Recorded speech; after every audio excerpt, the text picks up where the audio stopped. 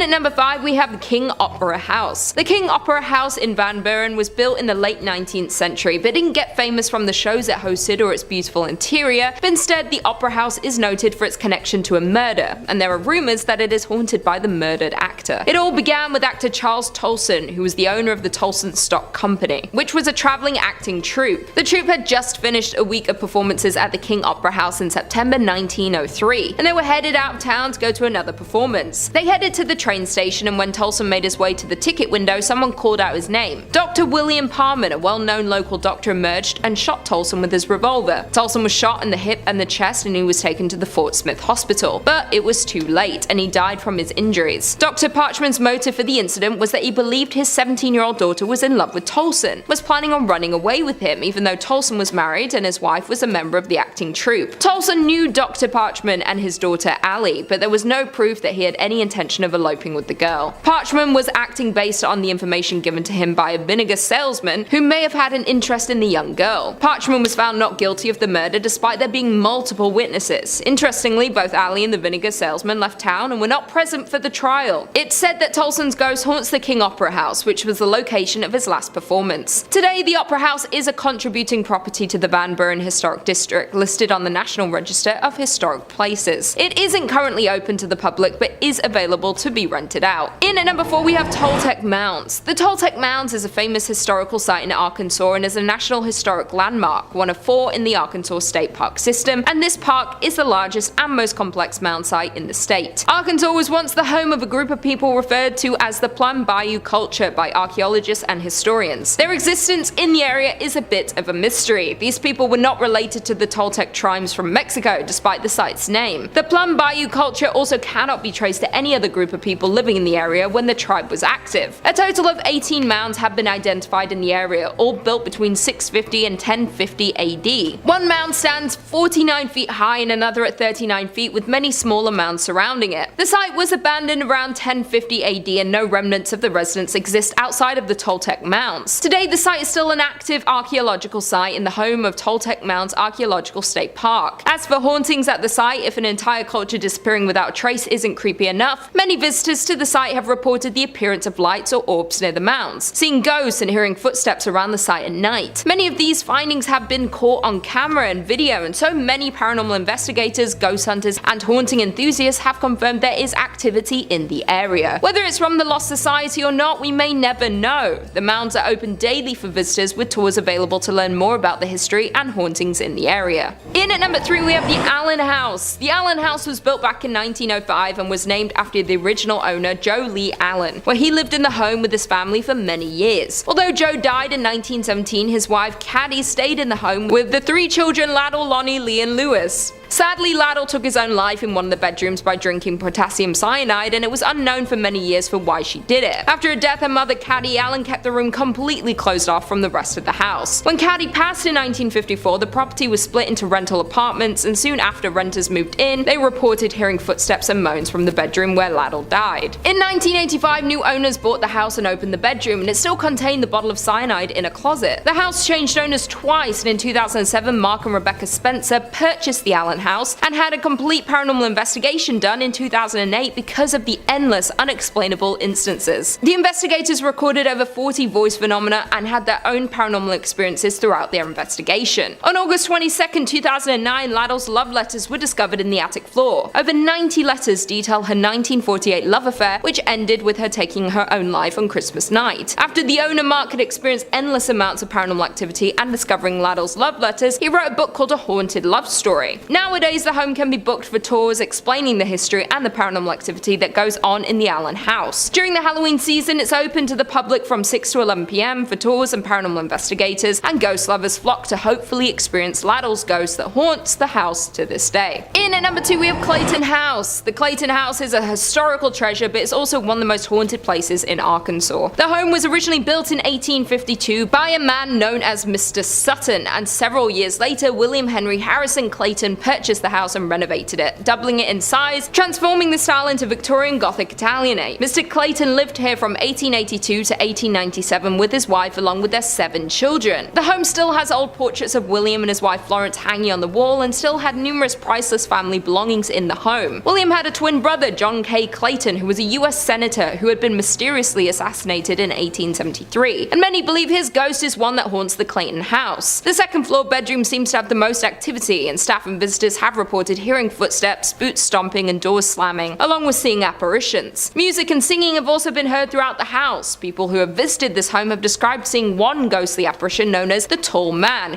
who is dressed in all black, wears a hat, and walks angrily around. Another spirit often seen around the Clayton property is described as the woman in the brown dress. The woman is said to be peaceful and often just stands in one spot quite still. She is believed to be either Mrs. Clayton or possibly a nurse from the time the property was a hospital. The home became abandoned during the Civil War before it transformed into a Union Army hospital. There was a carpenter in 2007 who was doing some repairs on the home and took pictures before it started working, and when the pictures were developed, there was what appeared to be a woman in one of them. The home is now listed on the National Registry of Historic Places and holds tours of the home explaining the history and ghost stories. And finally, and at number 1 we have Crescent Hotel. The Crescent Hotel was built in 1886 and can be found in Eureka Springs. Due to the rich history, it has hundreds of tales of paranormal experiences and ghost sightings. The hotel has previously served as both a private girls' college and a cancer hospital, where Dr. Norman Baker claimed to have the cure for cancer. There are so many stories of ghost sightings, starting in room 218 where Michael, an Irish stonemason, who fell to his death when building the hotel. He's known to hang out in this room and is often seen. Theodora, a cancer patient who is known to be seen fumbling for her keys outside room 419, as well as tidying up for guests when they leave the room. Brecky, who passed away in the hotel, has been seen throughout the hotel, often bouncing a ball. Dr. John Fremont Ellis, the hotel's former in-house doctor in the 19th century, is often seen, or his cherry pipe tobacco is smelled near his former office, which is now room 212. Even the famed hotel cat Morris, who had been buried on the hotel property, is regularly seen and heard. A recurring phenomenon happens at a specific spot on the 3rd floor, where the hotel connects to an annex built onto the hotel when it was a hospital. The area has been said to be a portal to the other side. There have been multiple guests who have grown faint, with a few passing out frequently. Guests turning pale and falling against the wall and then sliding down. Many paranormal investigators believe that limestone has a special ability to absorb and release electromagnetic and psychic energies. Crescent Mountain, the hilltop the hotel sits on, is predominantly limestone. The massive thick stones used for the body of the hotel were also made of limestone, and these factors may contribute to the amount of paranormal activity the hotel guests experience. The Crescent Hotel is dubbed America's Most Haunted Hotel and has been on many TV shows like Ghost Hunters, Ghost Adventures, and Paranormal Witness. There have been an abundance of extraordinary experiences and have attracted the attention of paranormal investigators to study and research the hotel's supernatural activity. The hotel offers daily ghost tours to learn more about the ghost stories, sightings, and the history of the hotel. Number 5 in this list is the Arkansas Highway 365. There is quite the tale that surrounds this highway in Arkansas, one that makes driving on it quite scary. Arkansas.com says, years ago a young man was driving down Arkansas 365 south of Little Rock when he saw a young girl on the roadside. He offered to give her a lift and draped his coat over her shoulders because she was cold and soaked from the rain. She gave him directions to her house. When the young man got out of the car and walked around to the other side to help her out of her seat, no one was there. Confused, the man walked up to the house and knocked on the door. A woman answered and she explained what had occurred. She said, "That young girl is my daughter who was killed years ago. She hitchhikes back home once a year." The young man then drove to the cemetery to see the young girl's grave. There he found his coat draped over her tombstone. This is just one of the stories of this young girl, but this happens, as the woman suggested, once a year. Once a year, a good Samaritan who is simply trying to help the young girl will be fooled into driving a ghost around for a few hours. I have no idea how that dude, after getting to the cemetery, was able to get in his car and keep driving after that. Like, the second I saw my coat dangling from the tombstone like that, I would immediately tapped out. I couldn't figure out what time of year this happens at, which is too bad, because then I could have warned you guys, but be aware that it will happen without fail at least once. So if you do see a young girl on the side of the road along this highway, definitely stop to help, but just know you might be picking up a ghost. Number 4 on this list is Mary Walters. The legend of Mary Walters goes hand in hand with the legend and haunting that surrounds Curran Hall. Arkansas.com says, currently the home of the Little Rock Visitors Information Center, the house was originally built by Colonel Ebenezer Walters for his young bride Mary. Mary Walters was never able to see the completed structure as she died in childbirth just before the house was finished. Grief-stricken, Colonel Walters left the state and the house was owned by several different people, some of whom have reported experiencing the presence of Mary Walters. Visitor center staff have also experienced eerie occurrences, including a picture coming off the wall and a coffee machine making coffee with no grounds or water present. Mary Walters apparently haunts this ground now and the areas surrounding it. Nobody really knows what it is that she wants, just that she's here all the time, haunting everyone and everything. I guess she must really be fascinated by the coffee maker though, because that's often a device that she haunts and messes with. Maybe just technology in general is something that gets to her. Considering she never got to see this building get finished, to see it now, totally finished and also with literal futuristic stuff in it would be kinda crazy. Well, I guess normal stuff for us, but futuristic stuff for her. Either way, she isn't said to be a dangerous ghost, just an annoying one. Be wary if you ever end up at Curran Hall, Mary Walters might be watching. Number 3 on this list is the Clayton House. This has got to be one of the most haunted spots in Arkansas and it's developed quite the legend around it. Arkansas.com says, originally serving as the residence for William Henry Harrison Clayton and his family, the Clayton House has also been home to several paranormal experiences. Director Martha Seiler and her employees steer clear of a bedroom on the second floor where the sounds of boots stomping and doors slamming have been heard. In Clayton's study, Seiler and her daughter have both seen an apparition of a woman with gray hair dressed in brown. A carpenter took some pictures while working on the house, and when he got them back, a woman appeared. Paranormal investigators have captured several recordings in the house, including one of a cat meowing and a man yelling an obscenity. When the public was invited on these investigations, a woman reported her hair being tugged and a man saw a person's face. Wow, so there is a lot going on here and a lot to break down. First off, we have the sounds that are coming from the second floor. Boots stamping on the ground and doors slamming. Is this potentially the ghost of William Henry Harrison Clayton expressing his disapproval of something? If so, what is he trying to tell us and why does he seem so mad? Second off, we have the woman who's appearing in the Clayton study. Who is she? Is she the wife of William? And what would have happened to her that has caused her ghost to stay here? I imagine it must have been something pretty tragic. Then we have a carpenter taking pictures and a woman show up in them who wasn't there. Is this the same woman who was in the study, or is this a different woman entirely? And finally, we have some paranormal investigators capturing literal recordings of the ghosts and ghouls who reside here. Also, they captured a cat too. Don't know if that was just a cat or a ghost cat or like what the cat has to do with it, but now we have to factor that into this mess of a place as well. One big circus of ghosts is what this house is, and the thing that has stumped everyone is why. From my research, I couldn't find any horrific tragedies that went down here, it's just an old house. I guess sometimes it really do just be like that, and this place was just meant to be haunted. Number 2 on this list is the Allen House. What is it with Arkansas and these creepy houses, man? And they all have creepy names too. Like the Allen House, who the heck would want to stay at the Allen House? Anyways, Arkansas.com says, built in 1906, the Allen House is located along North Main Street and features Gothic-style architecture and wrought iron fencing. The house was planned by local businessman Joe Lee Allen to be the most impressive house the town had ever seen. Unfortunately, in December 1948, the family experienced a grave tragedy. Their daughter, Liddell, consumed mercury cyanide-laced punch in the house's master suite. Out of grief, her mother sealed off the room and it would not be entered by anyone for nearly 4 decades. During its time as an apartment building in the 1950s, tenants would report eerie occurrences including hazy figures appearing in photographs, furniture being unexplainably rearranged, and several reports of a lady sitting in a turret window. So at least with this house we have a reason as to why it's haunted. In the last one we didn't even know, there wasn't anything clear.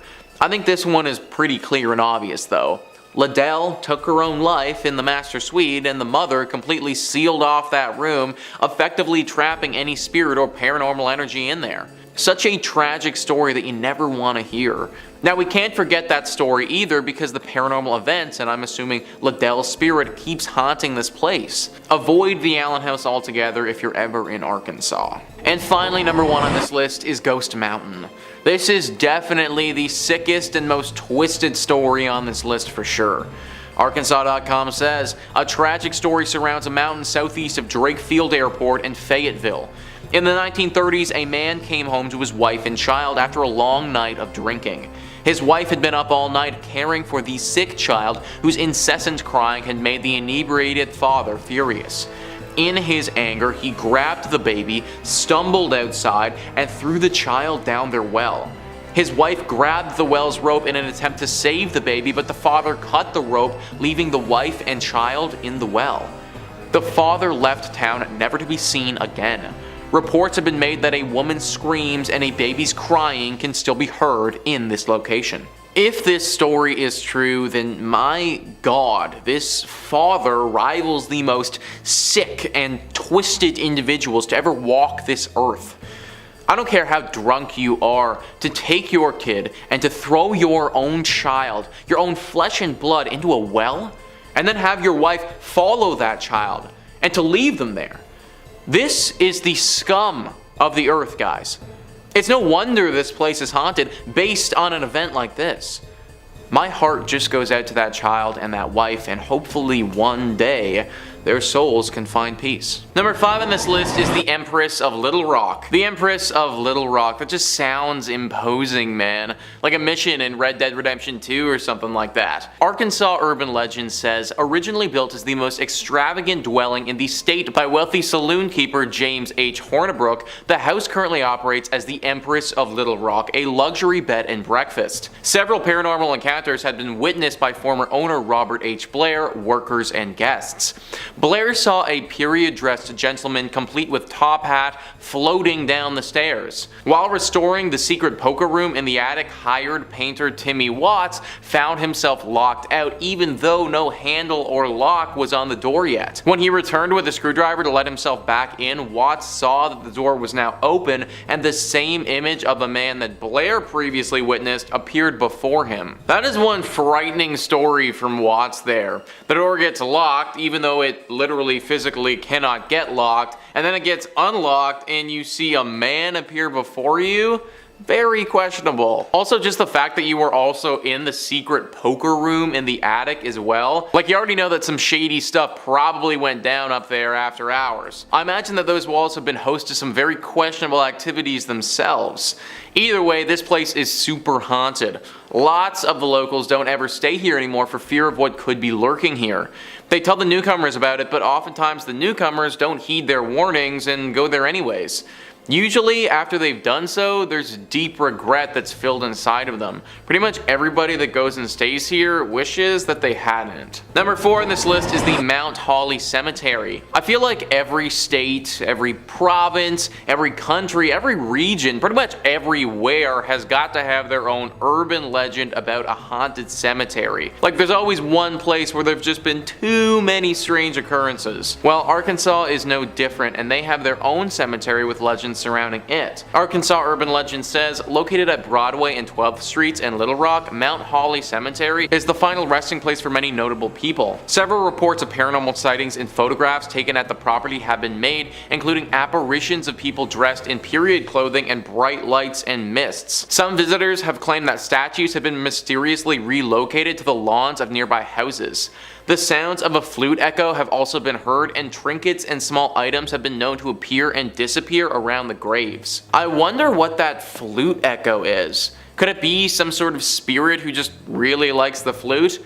What if it's something more sinister than that? The flute has often been tied to some pretty bad and devilish demons before. Is it possible that one of these creatures is afoot and using this flute to perform some sort of bad ritual? I would ask you guys to be the judge for yourselves, but that would mean that you'd probably need to go to this place, which I highly recommend not doing. Number 3 on this list is the 1886 Crescent Hotel and Spa. Well, this sucks, guys. A nice spa and hotel ruined once again because of ghosts and a pesky urban legend. Arkansas urban legend says the legendary 1886 Crescent Hotel and Spa is one of the most popular haunted Arkansas destinations. Visitors can stay overnight and take tours revealing the secret underground passages, the property's old morgue, and hear the multitude of hauntings that have been reported throughout the years. The most well-known ghost of the Crescent is Michael, a stonecutter who helped build the hotel and who fell to his death at the location of room 218. Michael is said to have been a womanizer who often got in trouble for flirting with the ladies. Room 218 is now the Crescent's most requested room. Another paranormal guest of the hotel is Dr. John Fremont Ellis, former hotel physician. Dressed in top hat and fine clothing, he's been seen on the staircase from the second floor to the lobby, and smoke from Ellis's tobacco pipe is sometimes smelled near the elevator. Look out for a disappearing pool of blood, a resident morgue ghost around the autopsy table, and more eerie sightings. Oh yeah guys, just casually look out for that disappearing pool of blood and dead ghosts that's out and about. No big deal.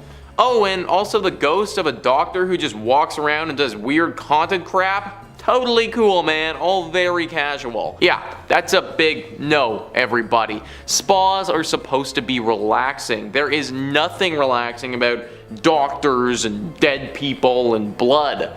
I'll get my massages elsewhere, thank you very much. Number 2 on this list is the Toltec Mounds. Once again, we have another creepy name that could be a Red Dead Redemption 2 mission. Arkansas urban legend says, known to some as the Stonehenge of Arkansas, the mounds and earthen embankments present at Toltec Mounds Archaeological State Park are remnants of the Plume Bayou culture, not the Mexican Toltec or Aztec tribes as the name suggests. The Plume Bayou people built 18 mounds to serve as a ceremonial, religious, governmental, and social complex, with at least one serving as a burial mound. Archaeological digs at the site have uncovered items that cannot be traced to other Native American cultures, and also have suggested that the Plume Bayou people simply disappeared with no trace of where they went or why they left. Visitors to the present-day park have claimed to see lights, orbs, and even ghostly apparitions of ancient people. At night, footsteps have been heard around the existing mound site. I have no idea what those orbs are or who they're coming from, but I don't want any part of it, folks.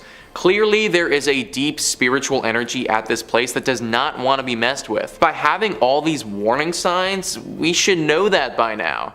I think that we should listen to it and stay away. And finally, number 1 on this list is the natural steps. The Earth is a big place, and seeing that it's such a big place, occasionally it makes some pretty cool geological things. Sometimes these weird occurrences, though, are a bit too strange for anyone's liking. Arkansas urban legend says, a unique geological formation along the banks of the Arkansas River, Natural Steps is a small town with an unsettling history of buildings, structures, and people disappearing. Days after a local couple's wedding atop the Natural Steps, the groom perished from a sudden and mysterious illness. Overwhelmed with grief, the widow disappeared after the funeral, many believe by committing suicide by jumping off the Natural Steps. Residents and visitors alike have since reported seeing a woman in white strolling within the town. During the Civil War, Confederate forces are believed to have sunk their own gunboat containing vast sums of gold in order to keep Union troops at bay. 3 Confederate soldiers died during the explosion, and their graves can be found in the town cemetery. Legend has it, on moonlit nights, the ghosts of the 3 soldiers march in a single file line to the Arkansas River to uncover their hidden treasure. So we have multiple things going on at these steps / town / urban legend hell spot. We have a groom who has apparently taken their own life. Then we have his wife, who apparently haunts the area now because she's really upset about her groom who took his own life. Then we have Confederate soldiers wandering about because of some gunboat that went under in a big explosion. And then when the moon is out, apparently these soldiers decide that they want to go treasure hunting and go walk about to find it. This is just one big symphony of creepy. The only time I'd recommend going to this spot is when the moon is fully out, just to see if you can find the treasure, but even that is a big risk.